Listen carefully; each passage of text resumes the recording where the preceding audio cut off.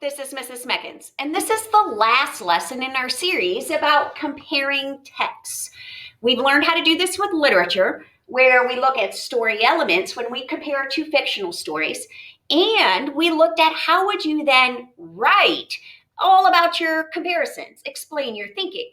In the last lesson, we took the same idea of collecting information for two texts, but they were nonfiction. Remember eagles and owls? And we collected the information in order to group related details and infer the categories.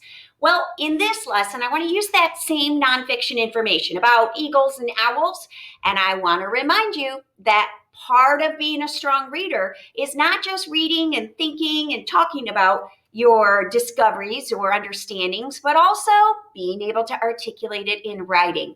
And that's what this lesson is about. How do we take what we generated and organized into categories about eagles and owls and produce a well-written product, a response in writing?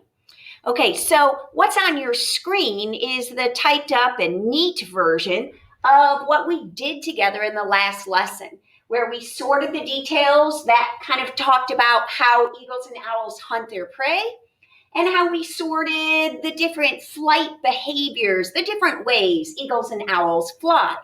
Okay, so we're going to use this information in this lesson to generate written responses. And you remember how to do that, right? You remember how to write a paragraph using this information. Let's look back at our anchor chart as a review. Each row on a T-chart turns into a paragraph. The category will be the topic sentence, and the details about both topics or texts will become the supporting details for that paragraph.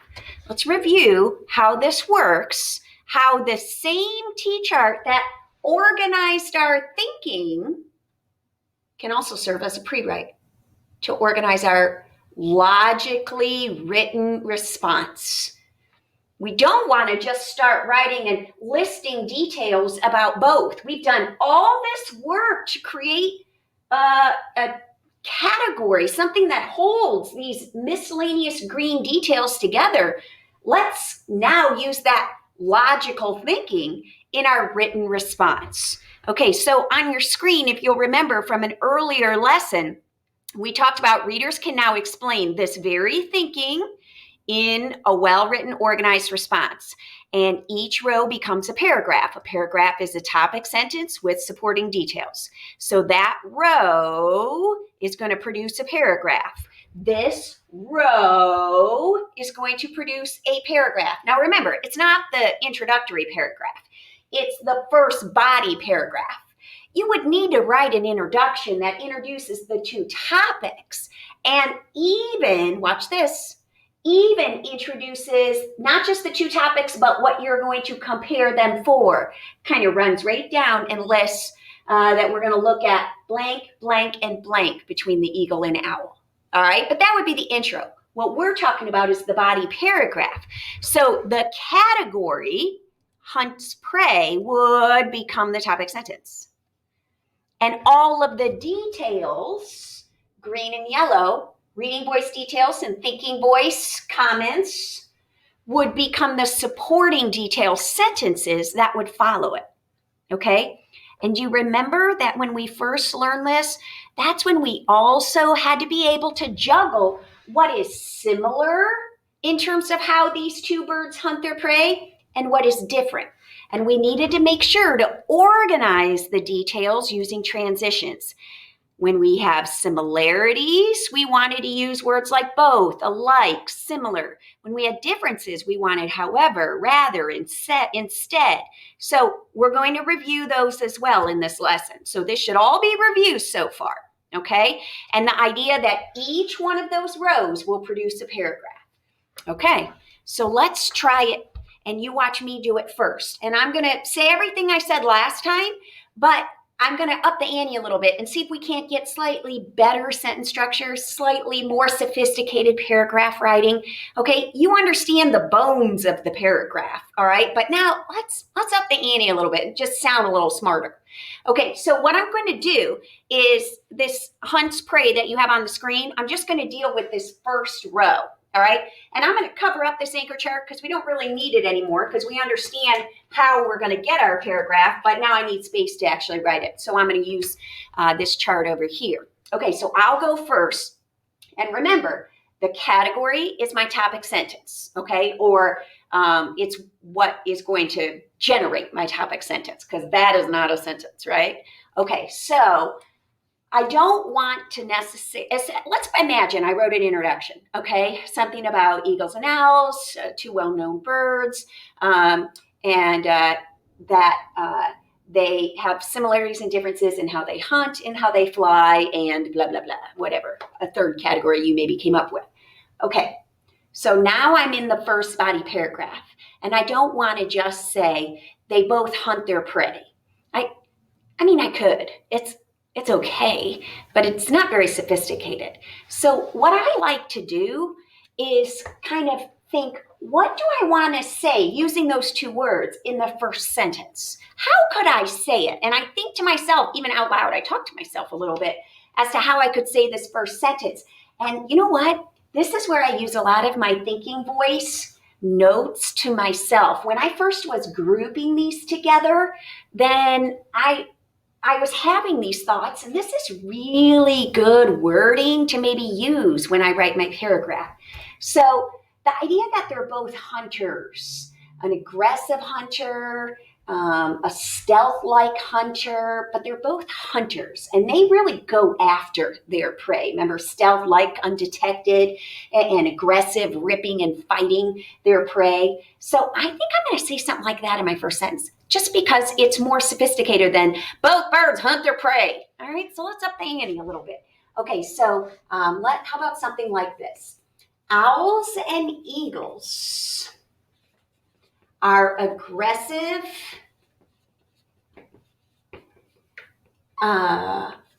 hunters of their prey. Okay, so the first sentence of my paragraph has to name the category. It did, right there. Hunt's prey. Okay, I didn't say it exactly. No, I reworded a little bit, but I did the gist. Okay, so now what I want to do is I want to talk about the supporting details, which are the bullets, the green details, the bullets below, okay? And you have them on your screen. But remember, I need to talk about, differences, but also similarities. And I want to not just kind of just start kerplunking facts. I want to kind of think about this a little bit. Let's smooth it out a little bit. So I said, owls and eagles are aggressive hunters of their prey. So I have opened the door to the fact that they're aggressive. So I'm thinking my next sentence should connect to something about aggression. And I remember, I even wrote it on my thinking voice here, that the eagle was particularly aggressive in that it fights its prey and kills it. So it fights it. It's an aggressive huntress. I know that. Whereas the owl, it didn't talk about that fighting as much as silent predator, right? And goes after the undetected, just flies right over them. So let me say something just about the eagle right now. Just about the eagle. Owls and eagles are aggressive hunters of their prey. The eagle... and remember, these are all reading voice details, so I'm going to use quotes, okay? Because these aren't my words. The eagle fights and kills its prey during the day. See, combine some details. Let's have some longer sentences. Every detail doesn't have to be a short, simple little sentence by itself. Come on, let's have some longer, sophisticated sentences. So fights and kills its prey during the day. Okay, now, just for the sake of me knowing what I've done, I'm just going to kind of pull these over here or just start to pile them and get them out of my eyesight. Okay, so now let's let's now open the door to the owl. And I remember the owl was a nighttime hunter. Remember the Lord of the Night? Okay, and it was a silent predator that hovered, flew right over top of the prey undetected. Okay, so if I'm going to go from the eagle, which is during the day, to the owl, which is at night, that's a difference, right? Look, that's a difference. I should use some of these transition words. Okay, so the owl, rather, is, I'm going to say Lord of the Night in quotes, is Lord of the Night. And I could put a period, okay, but I might say, whoopsie, I dropped a sticky note, but I might say something about it's a silent predator that flies undetected. See how I'm putting these together? You just sound smarter. Is a Lord of the Night and flies undetected as a silent predator. See how I'm doing it? Okay, now, wait a minute. I can't just do differences. So far, I mean, I said they were both aggressive hunters, but I said eagle in the day does it, owl at night does it like this. Whoa, I can't be done with this until I at least have one similarity, and the topic sentence is not good enough for the similarity. So I need something about both of them. Okay, so I have the beak comment. Remember that? The detail about the eagle rips the flesh off the prey with its beak. Okay, and then the powerful beak grips the prey and tears it. Okay, tears the flesh off of it. Okay, so now I want to kind of look at both. So I'm constantly rereading. Owls and eagles are aggressive hunters of their prey. The eagle fights and kills its prey during the day. The owl, rather, is Lord of the Night and flies undetected as a silent predator. Now I want to say something about both, right? And I would probably say both birds, right? I might not say both the eagle and the owl again. We're getting a little too repetitive with those two words. So how about something about both birds? Okay. Now I'm going to say something about the beak and the ripping of the flesh, because that's almost identical between them. Both birds have powerful beaks. And I could end there, but it's got to be about hunting their prey. So don't just end with that, because how does the beak help them hunt their prey? That's what needs to be here to keep this as a supporting detail for that topic sentence. Both birds have powerful beaks for tearing and ripping up their prey. Done. See what I did? Okay, now wait, let's check a few things. Let's check a few things like we did last time. We know we have the topic sentence, all right, that referenced the category. But I want to use my two colors again and see that I went between eagles and owls, that I didn't kerplunk everything about eagles first and then kerplunk everything about owls. So any reference to eagle is getting red here. All right, the eagle fights and kills, okay, the owl, blah, blah, blah, both birds, which includes the eagle, okay, so now I've got the owl rather does this, both birds, that's a twofer, right, boom, and so I got it. Now, I could make this paragraph longer, absolutely, I have a little bit more, but you see where we're going, right? And I also want you to pick up on the transition words. I didn't say and, so and then, also. No, that's not helpful. You need to tell the reader of your writing, when is it both of them? And so the idea of opposites like rather or both, when it's similar, you want to make sure that the reader knows, are you putting details together or are you separating details? And and then doesn't tell me, are you going together or pulling apart? Also doesn't tell me if you're putting together or pulling apart. So use the appropriate transitions. Okay, I want you to help me with the next one. Okay, so remember in class we did flight behavior, right? Okay, and so I have all those details right here as well, okay, as on your screen. And I want you right now to be thinking, how would you write the topic sentence? And don't just say, they both have flight behaviors. Let's up the ante, all right? You think. I'm changing the chart paper.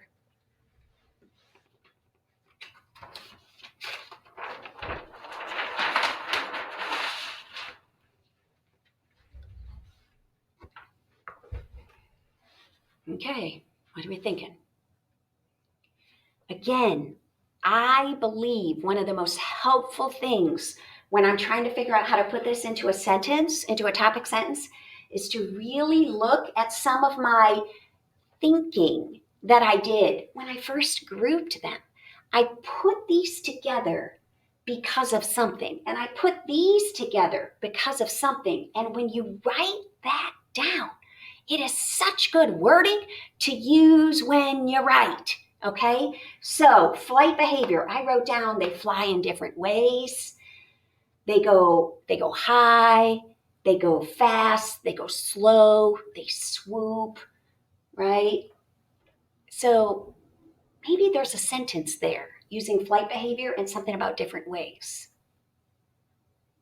How would you say it? Remember, this next body paragraph, so we end in. The birds, you could say that. You could say the eagle and owl. What if you didn't start with that as the subject? What if we didn't start with eagle and owl? Because I could see every paragraph starting, the eagle and owl, the eagle and owl, the eagle and, can we up the ante there? Can you give me a little variety? How else could you start it if it wasn't both or the eagle and owl? The flight behaviors, keep going. The flight behaviors of the eagle, I'm just going to abbreviate, okay, and owl, what? That's not a sentence. Are what? What about them? Are different? Are varied? Okay, let's use varied. That sounds good. Are varied. Okay, so their flight behaviors, that's my topic sentence. Okay, I did it. Okay, so now look at the details. Do you have more similarities or do you have more differences? What do you want to start with? There's no answer. You don't have to start with a certain detail. So what just makes sense? We're talking about behaviors are different. Okay, they have different kinds of flying. So we've opened the door to differences. What are you thinking? Eagle, we know, is faster, higher than the owl. Okay, let's say that. Let's say that. Okay, what do we know about their speed? Up to 100 miles an hour. Yep, got that. Okay, and what else about, besides fast, higher, right? Above 10,000 feet. Okay. The eagle flies faster than the owl. What if you did that? Instead of just flies 100 miles an hour, period, the owl only does 40. What if we start to put eagle and owl in the same sentence, even when it's differences? The eagle flies faster than the owl, maybe semicolon, because it's another sentence, but it's related. Its maximum speed is 100 miles per hour. Okay, so the eagle flies faster than the owl. Its maximum speed is 100 miles an hour. Okay, what do we know about the owl's maximum? We know something about it. It's only 40. Okay, now it's a difference. Look. However, or rather, or instead, right? However, owls don't go faster than 40 miles an hour. Okay, so we've done speed. Okay, but now we've talked about their flight behaviors are varied. So speed, done, check. What else do we know about them? We know height. Okay, so tell me, what do you know about the owl's height? How high does it fly? Not high. Stays below 500 feet. Okay.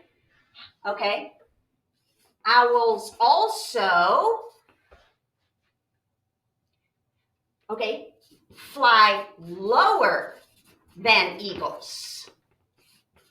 See how we're putting both of the topics in the same sentence? Even though I'm saying they're different, I'm putting it in the same sentence. It's just some good sentence variety, you guys, all right? Owls also fly lower than eagles. And you could do a semicolon again, because now I'm going to tell you specifically how they fly lower in a complete thought. They stay below 500 feet. Okay? Then I could say, whereas the eagle goes above 10,000. Okay? And I could add that in. But let's get some similarities. What do we know about both of them that is similar?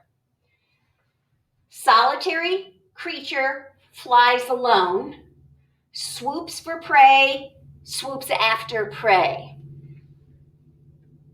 Okay, I know we can say that in a sentence. I'm just looking for how you're going to go from here to there.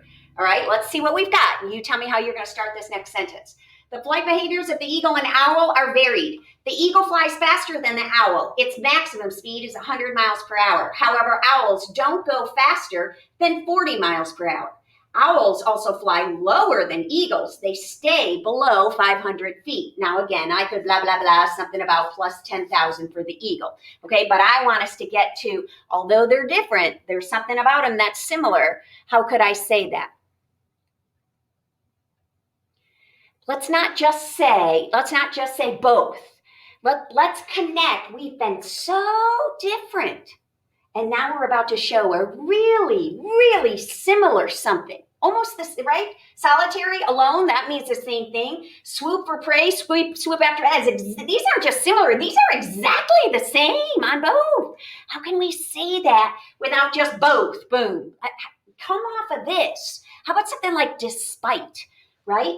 Despite these big differences, both birds